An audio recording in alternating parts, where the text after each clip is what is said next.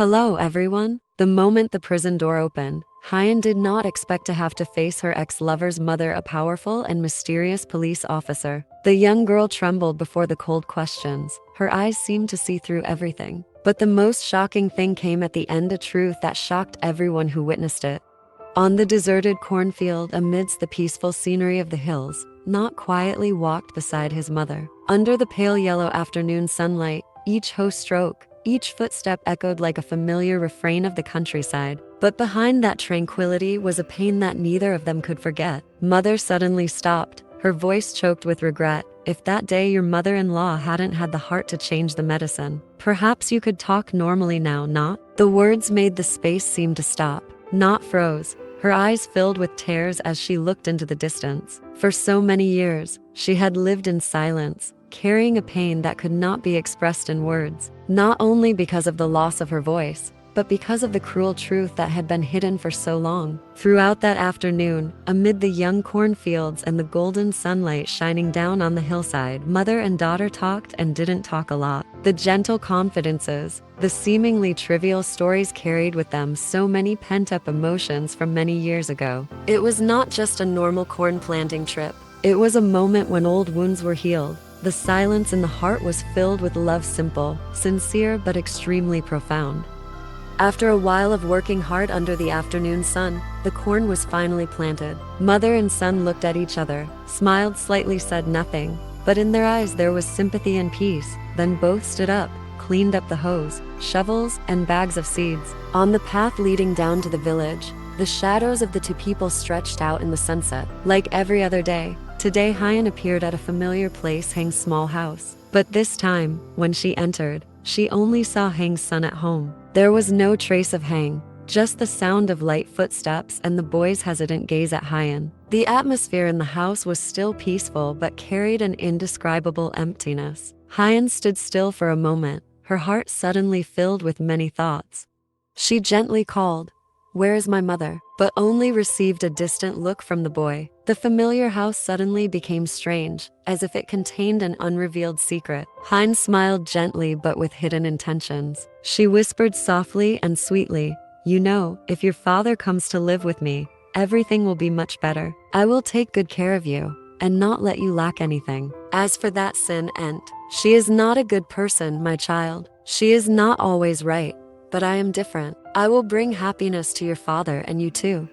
The boy looked straight into Hyen's eyes, his eyes determined and slightly downcast with sadness. "My father said that Nhat's mother is a good person. As for you, you're not a good person. Nhat's mother would never hurt me and dad." Hyen was silent for a second, then tried to stay calm, her eyes cold. "Hey, you stupid son, I am your mother, the one who gave birth to you. Why don't you defend me?" While Hyen was still gently but calculatingly sowing bad words into Heng's son's mind, suddenly from afar came the sound of hurried footsteps. Sinnhat and his mother, having just finished working in the cornfield, were returning home. Nhat bowed his head tiredly, his hand lightly holding a bag of seeds, while his mother walked beside him, her eyes worried but still determined. Sinnhat and his mother had just returned home, and through the door, they saw Hyen sitting near her son. Nhat's mother's face immediately changed. She quickly walked into the house, her voice harsh. "Son, were you bullied by her?" The boy was startled, but tried to stay calm.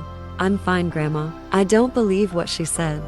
Mother Nhat walked straight to Hyen, her voice as heavy as falling rocks. "What are you doing here? Aren't you ashamed? Are you trying to fool the kids instead of destroying the adults?" Hyen paused slightly. Her face changed color slightly, but she still forced a smile. "I just want to visit. I don't have any bad intentions." Mother Nhat sneered, her eyes as sharp as knives. "Visit? You visit by bad-mouthing others in front of the children? I'm telling you, don't even think about using your tongue to divide this family anymore. The more you come, the more your dark heart will be revealed." As soon as she finished speaking, Hyen took out a piece of paper from her pocket and held it up in front of the whole family with a triumphant look. "I don't need to beg anymore. This is the house transfer paper." Heng's mother signed it, confirming the transfer of the two-story house on the side of the road to me. The atmosphere in the house immediately fell. The boy was stunned. The mother and son Sinnhat were silent for a few seconds. Then Sinnhat's mother's eyes flared with anger. "What did you say?" "I don't believe it," she snapped, her voice lost in anger. Hyen pursed her lips and smiled. her hand gently shaking the paper like a fatal blow, black and white on paper. No one can deny it. Hyen clenched the paper, her eyes, glanced at the boy, and then pointed straight at Sinnhat's face. The paperwork is done. As for Hyen, sooner or later he will come back to me. How long can you keep him? The words were like a cold knife that pierced the already tense atmosphere in the small house. Sinnhat's mother's face turned red with anger. She took a step forward and pointed her finger straight at Hyen's face. Get out of here. Don't you dare dream of using dirty tricks to destroy this family. Sinnhat also stepped forward, his eyes filled with anger and determination. Even though he couldn't speak, just looking at her eyes was enough to understand. I won't let you hurt my family again. Hyen paused, swallowed hard, then pursed her lips and turned away, her eyes still filled with challenge. The afternoon was falling quickly. The sound of a motorbike roared softly in front of the alley. Hyen, having just finished work, had her usual tired expression on her face. But before she could open the gate, she stopped. Before her eyes was Hyen, the woman who had caused so much pain in the past, standing right at the entrance, her hands tightly gripping a stack of papers as if she was sure of victory. Their eyes met. No one spoke, but the atmosphere between them seemed to thicken, tense to the point of suffocation. Hyen had not yet gotten out of the car. Her face had clearly turned cold. What are you doing here? Hyen raised her head, her eyes sharp as knives. I just came to take back what should be mine, the whole family, and the man you are keeping. From inside the house, Sinnhat's mother's voice rang out, full of anger. Hyen is back. Hyen has come to cause trouble again. Hyen's face relaxed, her eyes indifferent but determined. He walked closer to Hyen, gently but firmly. If you still have a little self-respect, you should leave before my son sees more bad things from adults. In front of the gate, Hyen still refused to give up. She looked at Hyen, her voice urgent and a bit coercive. Mr. Hyen, come home with me. Your mother has signed the transfer papers for that house to me. I have the papers here clearly. She raised the stack of papers again, like a talisman, but the atmosphere around only grew colder. Hyen looked at her, her eyes unwavering. Hyen calmly asked, do you have any evidence? I don't care about the papers. I just want to hear it from my mother's own mouth. Mother not snapped. She wrote and signed herself. What else? Why believe this kind of fraud? Hyen argued back. The papers are notarized, with clear signatures. Your mother signed voluntarily. The atmosphere became tense, with no one willing to give in. Finally, Hyen squeezed the driver's hand, her eyes determined. Okay, get in the car. I will take you to the detention center. Confront my mother. If it's true, I won't say another word. As soon as she got in the car, Hyen deliberately sat close, wrapped her arms around Hyen's waist, and said sweetly, it's been a long time since I sat behind you. She glanced at Sinnhat with a provocative look, but Hyen immediately shook her hand away, coldly. Sit still. Don't play dirty tricks. Hyen smiled faintly, stepped back, but her eyes still showed a clear challenge. Sinnhat stood still, not saying anything, but his eyes were full of contempt. The car sped away, leaving behind a cold wind and a fierce gaze. The truth was waiting ahead. The harsh sunlight shone through the iron bars, creating streaks of light on the hard ground. Mother Hyen's forehead was covered in sweat, holding a small sickle in her hand, diligently pulling out the weeds that grew wildly around the camp yard. The grass grew tall and dense, as if it wanted to cover the entire small yard, making the work harder than ever. She sighed, her shoulders slumped as if she wanted to take on all the fatigue in the world. Every time she bent down to pull the grass, she could clearly feel the pain in her arms and back. She sat down next to the thick grass, her tired eyes looking around the camp yard. Her voice was low, mixed with a bit of resentment and frustration. The grass is so thick. Why do you make me do this? So boring. She had just finished speaking, her eyes still fixed on the thick grass, when a policeman appeared beside her, his voice stern. Hurry up. Finish pulling the weeds and then go sweep the yard. Otherwise you won't be able to return to your room tonight. Mother Hyen was startled by the policeman's urging. Her hands were shaking, but she tried to finish. Immediately after that, she picked up the broom and walked out to the yard to sweep the dry leaves. Her eyes were tired, but she had to endure and follow the order without a word of protest. Mother Hyen was busy sweeping the dry leaves in the yard. Suddenly, the sound of a motorbike echoed from afar, then got closer. The engine screeched as the motorbike stopped in front of the gate. As soon as the car stopped, Hyen got out, unable to hide the anger in her voice. He looked at his mother, who who was holding the broom, her breath still rapid, and asked urgently, "Mom, did you really transfer the house you are living in to Hyen? Why did you do that?" Heng's mother was startled, her hand tightening on the broom handle. She turned to look at her son, her eyes confused and uneasy. Before she could answer, Hyen interrupted, smiling sweetly but schemingly. "You said you would come back to me.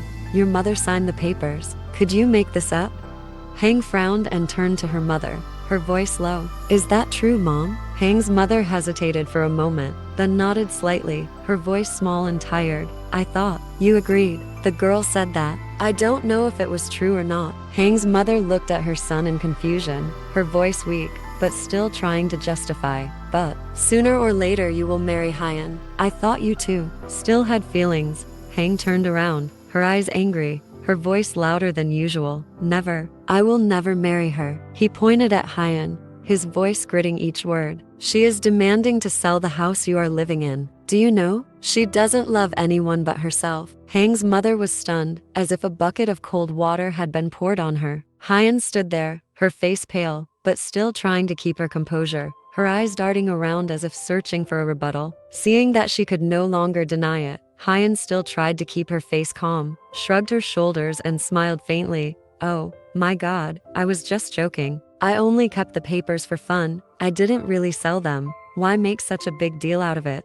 Heng turned around, her eyes angry. "You call tricking the elderly into signing the house papers joking around?" Heng's mother looked at Hyen, her face pale with shock. She began to realize that she had been blatantly taken advantage of. But Heng's mother still stubbornly defended, her voice soft but full of defense. "The girl must have just been joking. She is a good person. She didn't mean anything bad." Heng looked at her mother, her eyes red with anger and helplessness. He clenched his fists and gritted his teeth, replying, "I can't talk to you anymore. If you can still defend me at this point, I can't. When the house is really gone, don't come looking for me." Having finished speaking, Heng turned her back and left, without looking back. His steps were quick and decisive, as if he wanted to end all remaining ties to the past. But as soon as he reached the car, Hyen immediately ran after him, grabbed his hand tightly, and pleaded with him passionately. "Brother Heng, don't go. Come back to me. I was wrong, but I still love you." Heng paused for a moment, her eyes looking at Hyen, cold as ice. He jerked his hand away, resolute. "I have nothing left with you. I'm going home to sinnhat." Hyen stood still, her hand still hovering in the air, her face pale, when she heard the 3 words "real family." Heng didn't wait for her to reply, quickly walked towards the car left outside the gate, leaving behind a deceitful and painful past. Seeing Heng leave, Heng's mother walked closer to Hyen and gently consoled her. "Don't be sad. Heng said that, but it will eventually calm down. I believe you are a good person. I believe you didn't mean anything bad." Even though everything was clear, she still defended Hyen blindly and stubbornly. Heng's motorbike stopped in front of the gate. He got off, his face cold, but his eyes showing fatigue. Heng said nothing, quietly entering the house. He sat down, let out a long, heavy breath. "That transfer paper is real. My mother signed it." No one said anything. The truth was both clear and painful, and all 3 knew it. The big wave was coming. Đấy là bóng mát về con, gian nan lặng lẽ chẳng than một lời, lưng còng theo tháng năm trôi, ánh mắt vẫn ấm vẫn cười vì con, bố là yêu thương mãi còn.